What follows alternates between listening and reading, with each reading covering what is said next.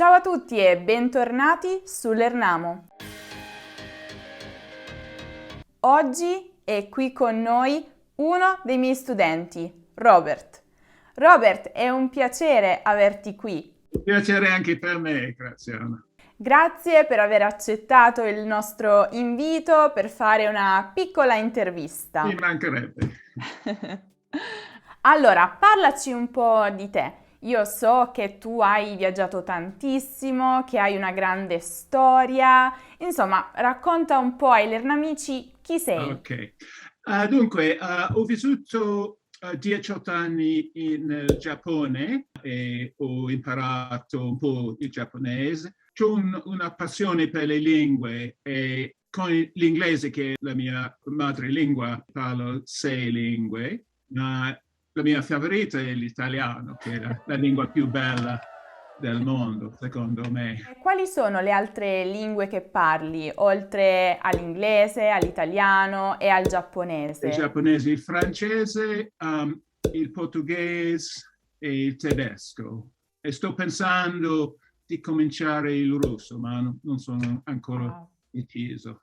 Da quanto tempo studi l'italiano e perché studi l'italiano? Allora, l'ho studiato in modo serio da 1 anno e 9 mesi, cioè con lezione online regolare con Lernamo da 1 anno e facendo quasi ogni giorno qualcosa da solo, ascoltando la radio, leggendo cose. Ho cominciato all'inizio del coronavirus per avere qualcosa per superare il confinamento, il lockdown. Sì, perché ovviamente non era possibile fare nulla fuori casa. Prima di riprendere con la nostra bella chiacchierata, volevo ricordarvi che se anche voi, come Robert, voleste fare lezioni individuali di italiano con me, potreste farlo su italki, lo sponsor di questo video. italki è la più grande piattaforma al mondo per l'apprendimento delle lingue. Potrete trovare centinaia di tutor e professori per imparare qualsiasi lingua. Io lavoro su italki da ormai svariati anni come professoressa di italiano qualificata e ho completato oltre 3500 lezioni con un feedback assolutamente positivo. Se vi va di provare a studiare con me o con altri professori disponibili su italki, questo è il momento perfetto. Vi ho lasciato il link in descrizione che vi permetterà di ottenere lo sconto del Black Friday del 50%. Vi aspetto su italki! E trovi che l'italiano sia la lingua più difficile tra quelle che hai imparato? No, no, proprio no. Anzi, è anche la lingua più divertente, più piacevole da imparare. Ce ne sono 3 ragioni. È una lingua romanza, Mhm. dunque tutte le strutture sono simili ad altre lingue romanze. Anche visto che sia una lingua fonetica e si legge come è scritta. La pronuncia è bellissima, la pronuncia non c'è problemi, forse un po' la R vibrata, ma altrimenti è bello. E la terza ragione è una lingua bellissima. Tutte le parole, le frasi sono musicali. Qualcuno mi ha spiegato che per pronunciare bene l'italiano bisogna sorridere, dunque è una lingua del sorriso. Ah, ma è bellissima questa cosa del sorriso. In effetti è vero. Sì. È vero. Un'altra domanda. Quali sono state per te le cose più difficili mentre imparavi l'italiano? Non so, di grammatica, di lessico. Forse, per esempio, in italiano ci sono molti verbi irregolari. Si deve memorizzare, per esempio, il passato remoto, congiugare Mm. tante irregolarità.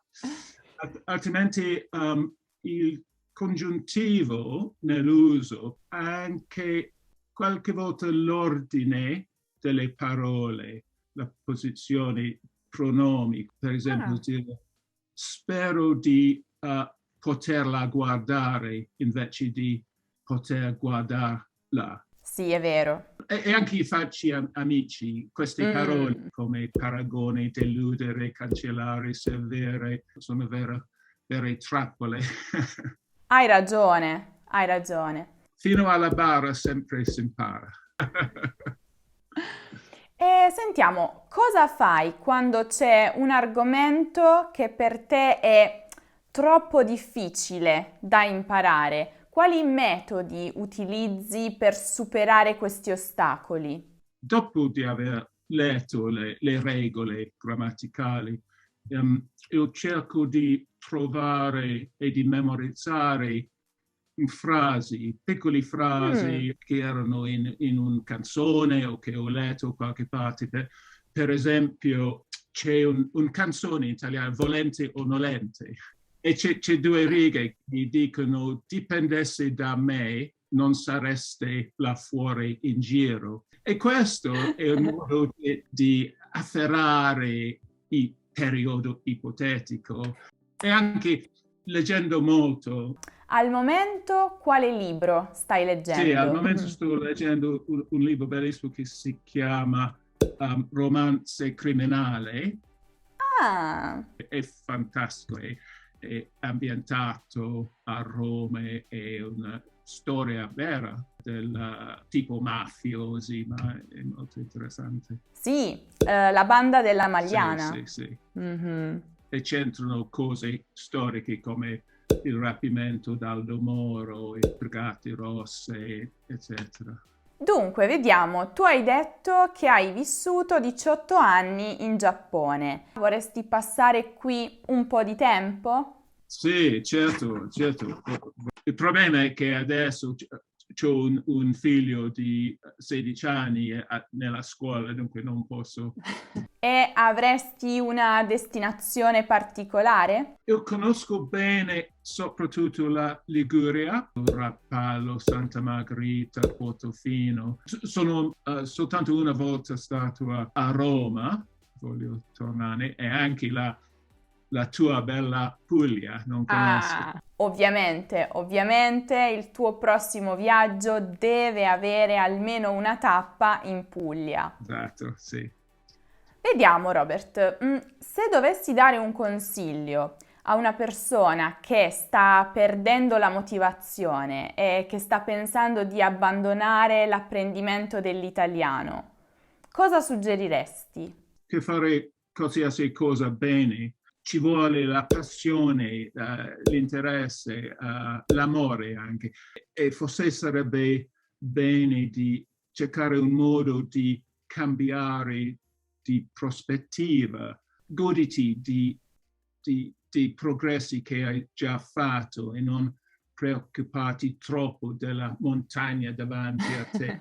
E prova di trovare la fonte della insoddisfazione e Mm. cambiarla, se cambia di scuola, di insegnante, di libro e soprattutto prova di trovare un aspetto della vita italiana da cui puoi appassionarsi e ci sono tante cose bellissime nella Mm. cultura italiana, sia la canzone italiana, la cucina, la storia e l'arte del Rinascimento, la letteratura italiana che ho appena scoperto, che è un fantastico film, serie TV, qualsiasi cosa, innamorata. Bene, ultima domanda per te, Robert. Hai detto che hai scoperto la letteratura italiana contemporanea e che ti piace molto, ma cosa succede se stai leggendo un paragrafo, una pagina e ti rendi conto che non conosci molte delle parole? Sì.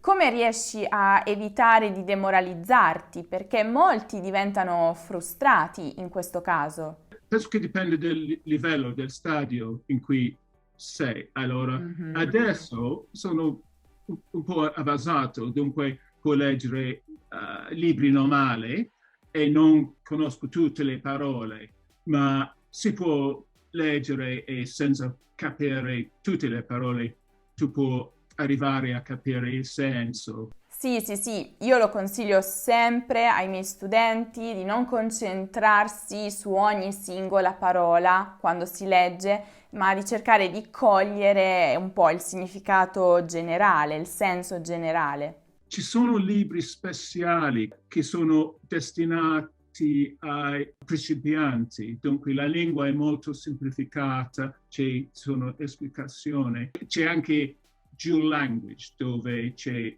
il testo in italiano e sotto la traduzione in inglese, questo è un altro modo. C'è qualcos'altro che vorresti dire ai Lernamici? E ci segui anche su tutti i social? Sì, assolutamente, sì. Anche i libri che tu hai scritto. Ah, sì, il nostro libro, Italiano colloquiale, parole ed espressioni per tutti i giorni, per chi ancora non lo conoscesse. Grazie mille Robert, grazie per essere stato qui con me, per questa bella chiacchierata, per la tua storia, per i tuoi consigli. Grazie. A presto, ciao! Ciao! Bene, spero che questa intervista vi sia piaciuta. Se ne cercate un'altra con un altro studente, non dimenticate di guardare il video proprio su quello, che trovate come sempre in alto nella card o giù nella descrizione. E mi raccomando, anche voi come Robert, non dimenticate di seguire l'Ernamo su Instagram, su Facebook, su Twitter, su Pinterest, su TikTok e, se ancora non lo avete fatto, di iscrivervi al canale YouTube e al canale Telegram. Per tutti gli altri dubbi sulla grammatica o sulla cultura italiana, non dimenticate di passare dal nostro sito lernamo.com. Noi ci rivedremo prestissimo con un nuovo video. Ciao!